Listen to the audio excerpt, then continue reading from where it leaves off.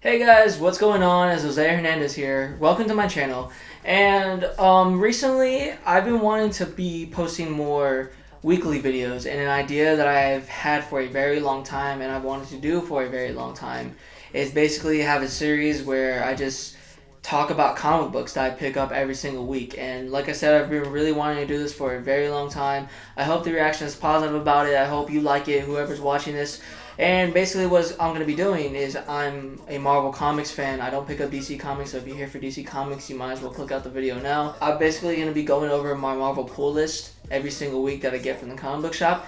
And so, yeah, that's it. I'm going to be rating them from 1 through 10 every single time, 1 being the worst, 10 being the best. So yeah, here we go. Alright, so the first book I'm going to be showing you is one of my favorite books coming out of Marvel at the moment. It's been such an amazing and epic series so far, and it's right here. It's called The Avengers by Jason Aaron. Jason Aaron is such an amazing writer. He's one of my favorite writers, and by far one, if not the most talented writer at Marvel Comics at the moment. Now, he's really more known for his work on Thor, but this series he's been writing for Avengers has been so amazing, guys. It's so good. Right now, there's a new lineup. The lineup consists of Captain America, Iron Man, Thor, Captain Marvel, Ghost Rider, Robbie Reyes, Black Panther, She-Hulk, and then Doctor Strange. But as it's shown in here in this book, Doctor Strange is not a permanent member, just kind of a temporary. So like if they need him, they'll call him up.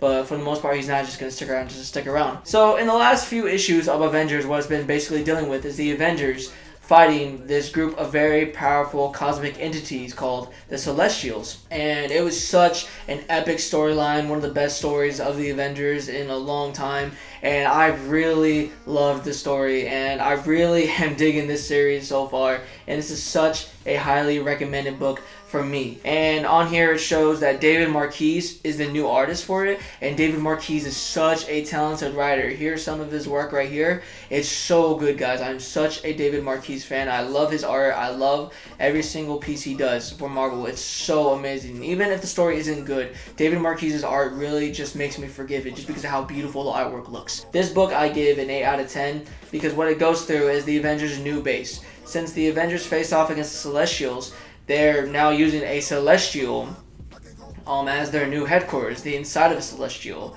called Avengers Mountain. And basically there's a lot of good team interaction in this. Robbie Reyes training up against Captain America, that's one of my favorite scenes in this. Also Thor trying to hit on She-Hulk. It's just such a good series, guys. This is really good. Fun interaction between characters and just such an amazing story. Jason Aaron is an amazing writer, so make sure you check it out if you're trying to get into Marvel. Alright.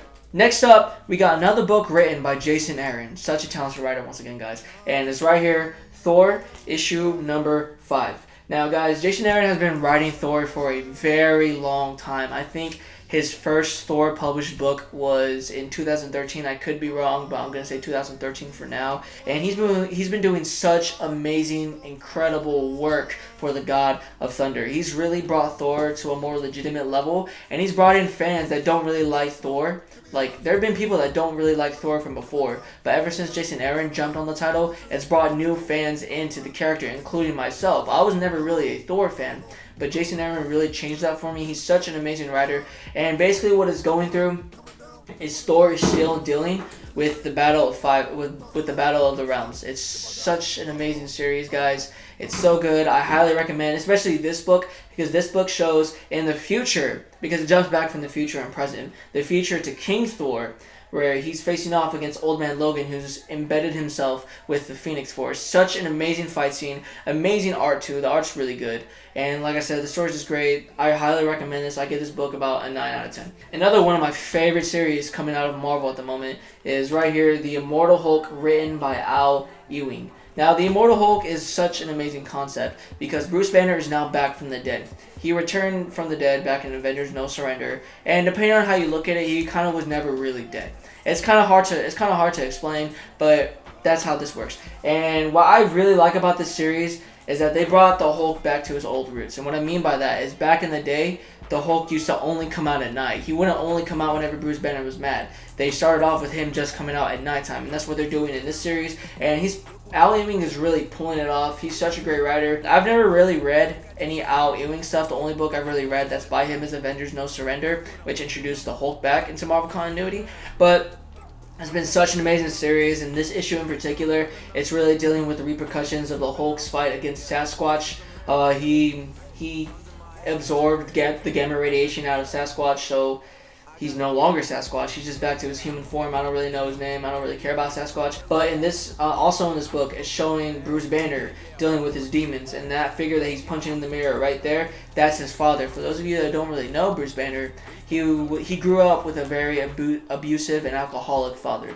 And it's basically him dealing with those demons as well as the Hulk dealing with those demons, because the Hulk feels what Bruce Banner feels. And one of my favorite parts of this issue is towards the end, whenever the new Avengers, confront the Hulk. And in the next issue, they're going to have a big fight, and I'm so excited for it, guys. It's so great. This is such an amazing series. I give this book a 10 out of 10. This is such a great book, guys. I highly, highly, highly recommend this series.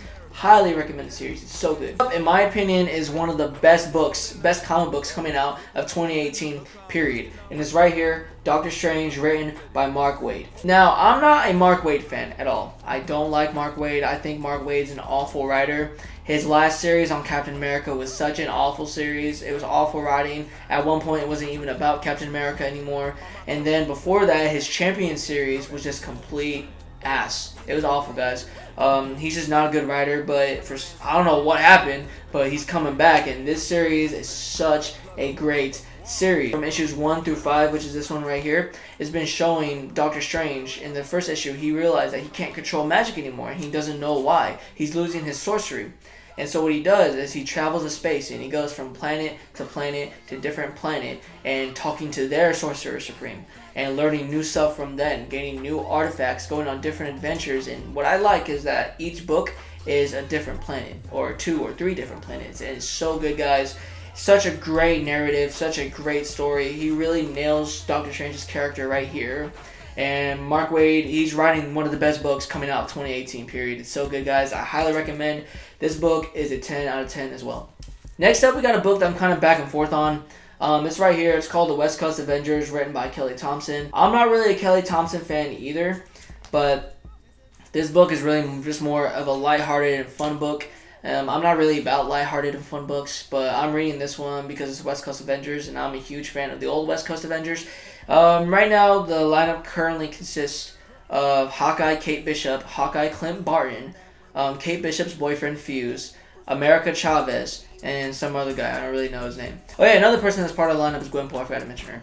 And basically, in the past 2 issues, they introduced a new villain called Brodok, which is a weird concept that I don't like either, because it's clearly an attempt at humor. I don't really like it. But at the end of issue 1, they basically face Tigra, who's also an original founding member of the original West Coast Avengers. And at first, whenever I saw this cover, I was really excited because I thought Tigra was going to be a part of the new lineup as well. But as I'm reading it, it turns out that she's not.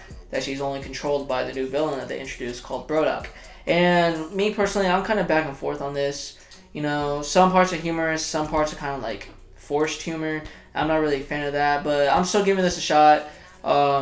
This is still on my pull list, and if I end up not liking it by like issue 4, then I'm just gonna drop it from my pull list completely. But this one I recommend if you're looking for like a fun book to read. I give it about, me personally, I give it about 6 or 7 out of 10. Next, and the last book that I got this week is also my favorite. It's been very hyped up for so many months. People have been talking about it. It's been going on for quite some time, and now it's finally dropped, and it's right here, The Return of Wolverine, written by Charles Soule. Now, if you don't know, the original Wolverine died way back. I don't know the year. I'm not even going to guess it. But the way he died was he basically suffocated in a case of adamantium that melted on top of him.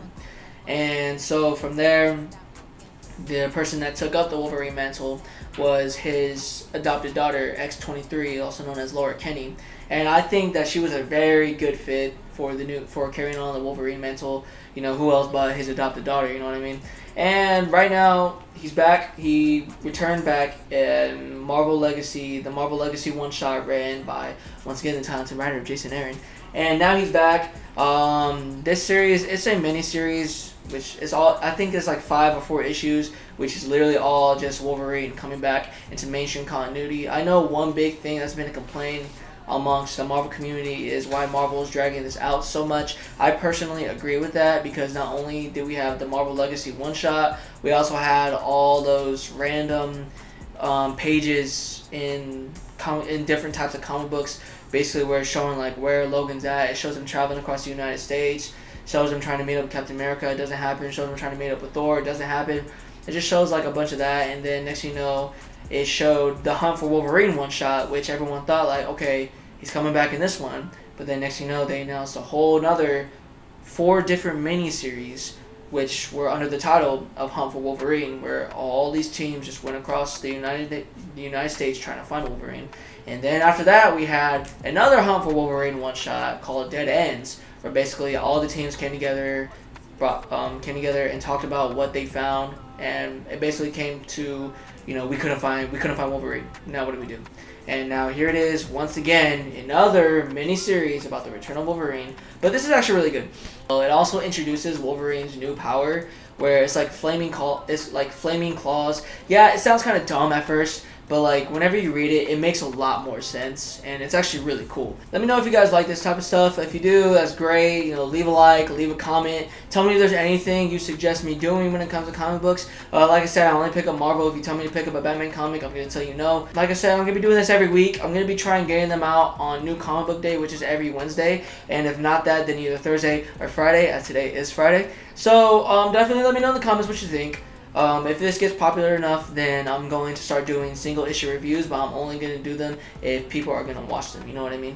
So yeah, definitely check out for next week's episode, coming out either through Wednesday or Friday. And so, yeah, Jose Hernandez. Definitely go check out the Leaki trailer, guys. The Leaki trailer is a big summer project that I was working with Chase Elliott on.